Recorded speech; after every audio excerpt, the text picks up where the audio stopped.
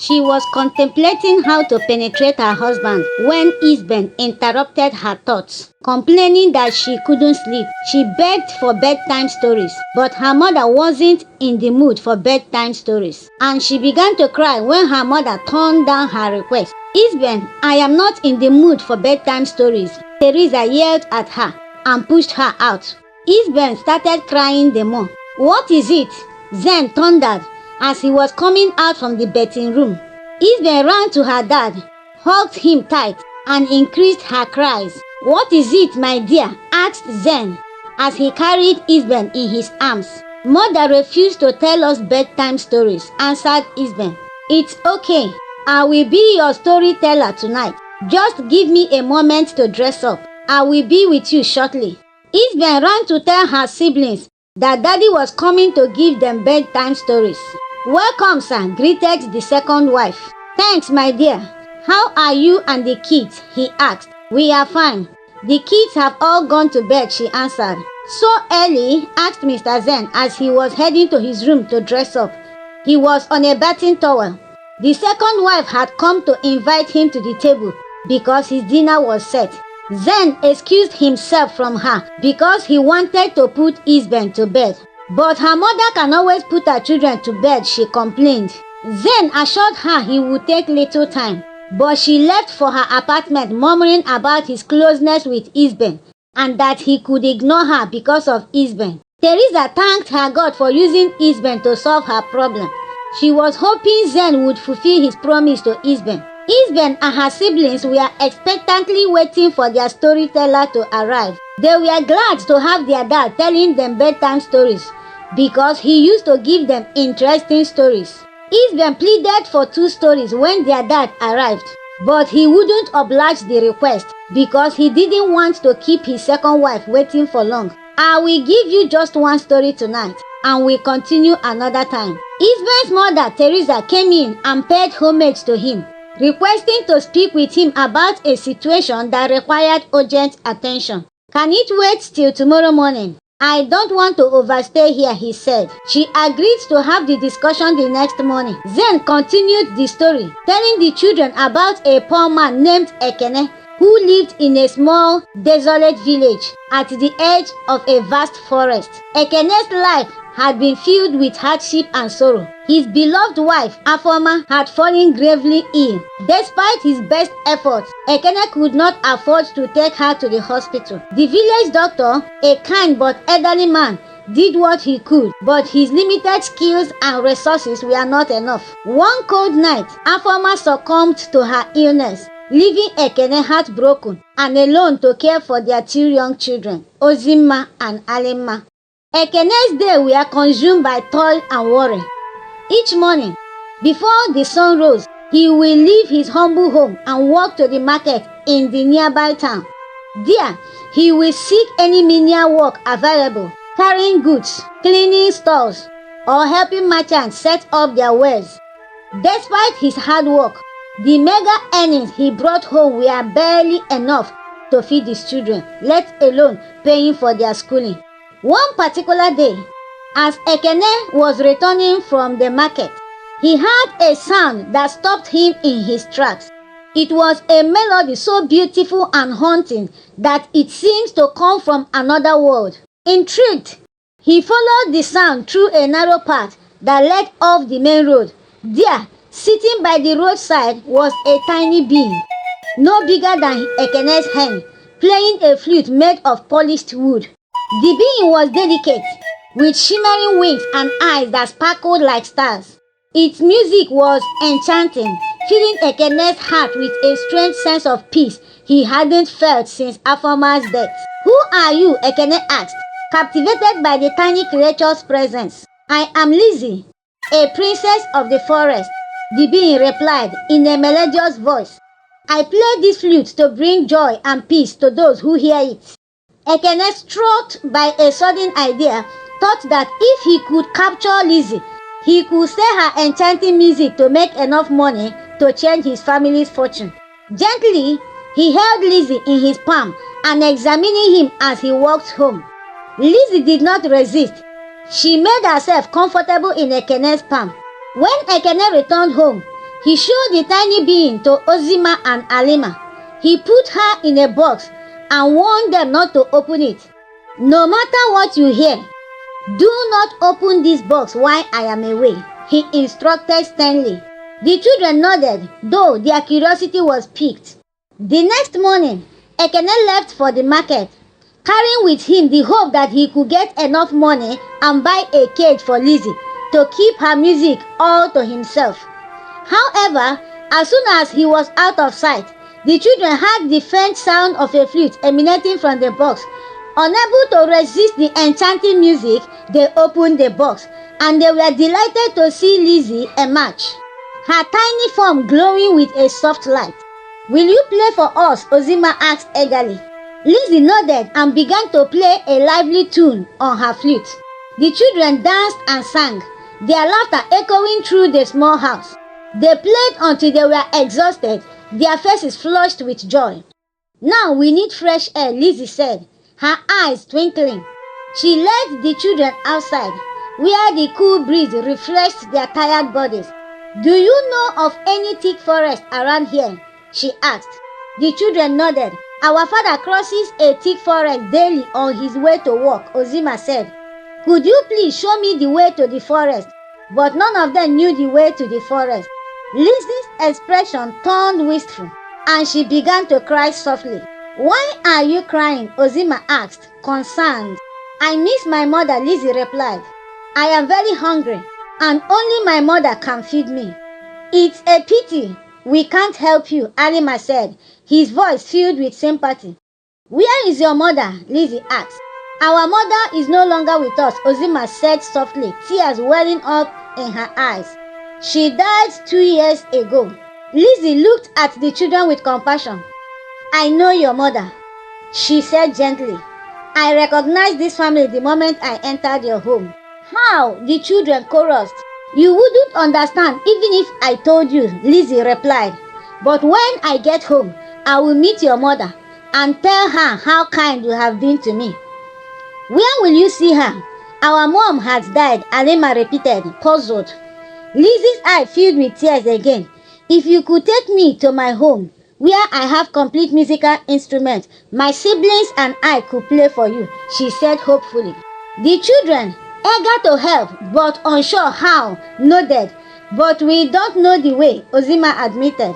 When Ekene returned home that evening, he heard Lizzie's sobs and the children's soothing words.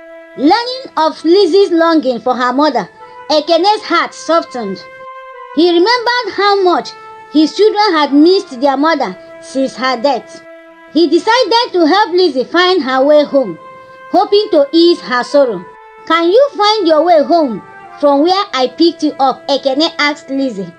Lizzie shook her head. I lost my way and had been wandering around there. But if you can take me deep into the forest, my family will find me with the help of my flute, she explained. It was already dark, but Ekene was determined to help Lizzie, who had fallen homesick and hungry. He picked up Lizzie and set off towards the forest, his mind filled with memories of Afoma and the pain of losing her. As he entered the forest, the trees loomed tall and forbidding, their shadows stretching long in the twilight. Ekene walked deeper into the forest, the sounds of the night growing louder around him. He felt strange sensations all over his body, a mix of fear and anticipation. Stop here, Lizzie instructed, her voice trembling. She began to play her flute, the melody echoing through the trees. Soon, shapes began to emerge from the darkness. Lizzie's family appeared, their forms ethereal and glowing in the moonlight. Ekene knelt and lowered Lizzie, who began to run forward to meet her family. Ekene could hear Lizzie speaking to them, her voice filled with gratitude, and she narrated how Ekene saved her. Meanwhile, Ekene was afraid for his life and what will become of his children if anything happened to him. His family has abandoned him long ago because he was poor and couldn't meet up with their standards. Despite the darkness and different insect sounds emanating from the forest, Ekene could hear a gentle voice spoke to him. Thank you for saving our daughter. We owe you a great debt. Lizzie returned to Ekene, handing him a small, intricately carved flute. Blow this flute when you need money, but only at midnight, she instructed. Be careful on your way home and do not speak to anyone you encounter. Also greet my friends for me. Their mom is hailing them too. Ekene nodded, bade Lizzie and her family goodbye, and began his journey out of the forest. The path was crooked, and he could barely see. His heart pounded as he navigated the dark woods, his thoughts turning to his children waiting at home. Suddenly, he heard a voice asking what he was doing in the forest at such a late hour. Remembering Lizzie's instruction, he did not respond. He turned to see who was speaking but saw no one. His fear mounted as he heard a horrific noise. Instinctively, he caught a young palm tree and placed the plume in his mouth and held it vertically to shield himself from the evil that roamed the night. He stood behind the palm tree until the noise faded away. When he finally reached home, he found his children asleep, their faces peaceful. He took a bath, prepared food, woke them up to eat, and put them back to bed. Exhausted, he entered his room, closed the door, and began to blow the flute. To his amazement, coins began to fall from the flute. Ekene collected the money, tears of gratitude streaming down his face. This flute was not just a means to escape poverty. It was a symbol of hope and a reminder of the kindness he had shown. Days turned into weeks, and Ekene's fortune improved. He bought a shop in the market, started his own business, and his business flourished. He was able to send Ozima and Alima to school, and for the first time in their life, they began to dream of a better future. Despite their improved circumstances, Ekene never forgot the little being who brought such a miraculous change into their lives. Every midnight, he would blow the flute, but only enough to cover their needs, never for greed.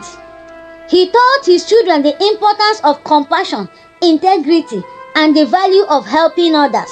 One day, a poor beggar came to Ekene's shop asking for food. Remembering his struggles, Ekene gave the beggar a generous meal and plenty of money. The beggar, moved by Ekene's kindness, blessed him and left with tears of gratitude in his eyes. This act of kindness reminded Ekene of the time he had helped Lizzie, and he felt a deep sense of fulfillment. As days went by, he began to wax great in his business. He bought plenty of lands and raised the most beautiful house. He began to use his wealth to help the poor. As time passed, Ozima and Alima grew into compassionate and responsible young adults. Ozima, inspired by her mother's illness and the struggles her family faced, decided to become a doctor. She dedicated her life to helping the poor and the sick, offering her services for free to those who could not afford medical care. Alima, on the other hand, became a teacher, determined to educate the children in their village and instill in them the values of kindness and empathy that his father had taught them. Ekene, now an old man, watched his children with pride. He knew that despite the hardship they had faced, they had grown up into remarkable individuals who made a positive impact on the world. Often, he would sit by the window playing the flute Lizzie had given. The melody, a constant reminder of the miraculous night that had changed their lives forever. One evening, as Ekene played the flute, a familiar melody drifted through the air. He lifted up and saw Lizzie standing at the edge of the compound, smiling. She approached him and said, "You have honored our gift well. Your kindness and integrity have brought great blessings to your family." Tears welled up in Ekene's eyes as he thanked Lizzie. "Your gift saved us," he said. "It taught us the true meaning of compassion and gratitude." Lizzie nodded. "Your story will inspire others," she said. "Remember, the greatest magic lies in the goodness of the heart." With that, Lizzie vanished into the night, leaving Ekene with a heart full of gratitude and a life full of love. The story of the poor man and the magical flute became a cherished tale in the village. a reminder of the power of kindness and the miracle it can bring. Years later, Ozima, now a renowned doctor, she would remind them that no matter how difficult life might seem, kindness and compassion could bring about unexpected miracles. Alima also shared the story with his students, teaching them that true wealth lay not in material possessions, but in the goodness of one's heart. One summer, during the village annual festival, Ozima and Alima decided to honor their father by sharing the story with the entire community. They gathered everyone around the old tree at the center of the village and began to recount the tale of Ekene, the magical flute, and the tiny bee named Lizzie. At the end of the story, Ozima held up the flute that had brought their family so much joy and prosperity. This flute, she said, is a symbol of the kindness and integrity our father taught us. It reminds us that no matter how small an act of kindness may seem, it can create ripples that change lives. The villagers cheered and applauded, their hearts warmed by the tale, inspired by Ekene's story. They resolved to carry forward the legacy of kindness and compassion. They began organizing community events to help the needy, sharing their resources and supporting each other in times of difficulty. As the years went by, the village prospered. It became known as a place where kindness was valued above all, where neighbors supported each other, and where the story of Ekene and the magical flute was passed down from generation to generation. Ekene lived to see his children's dream come true. He watched as Ozima opened a free clinic in the village, providing medical care to those who couldn't afford it. He saw Alima's students grow into compassionate and educated young adults, ready to make a positive impact on the world. In his final moments, Ekene often sits in his favorite chair by the window, playing the flute and reflecting on his life's journey. He felt an overwhelming sense of gratitude for the little being who had entered his life and transformed it. He knew that his legacy of kindness and compassion will live on through his children and the countless lives they touched. One peaceful morning, as the sun set and the village was bathed in a golden glow, Ekene closed his eyes for the last time, a contented smile on his face. He had lived a life filled with love, kindness, and purpose. His spirit, now free, joined his wife, Afoma.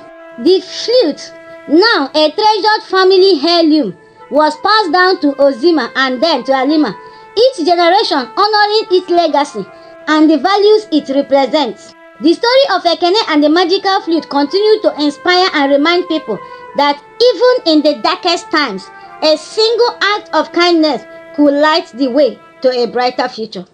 Zen had not finished the story. The children drifted off to sleep and he left the room. He apologized to his second wife for keeping her waiting and asked for his food, but there was no response. She had also slept while waiting on the sofa. Zen held her hand and began to squeeze her fingers gently. He began to appease her emotions. She opened her eyes and sat up. When she opened her mouth to talk, Zen quickly covered her mouth to stop her from uttering any word because he knew she slept off in anger. He apologized to her again, which made her swallow her words. She made straight to the dinner table to dish out his food.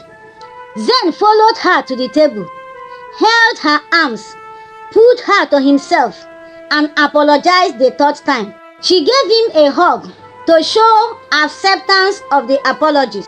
Zen had a good meal as he enjoyed himself with his wife. Meanwhile, Teresa could not sleep.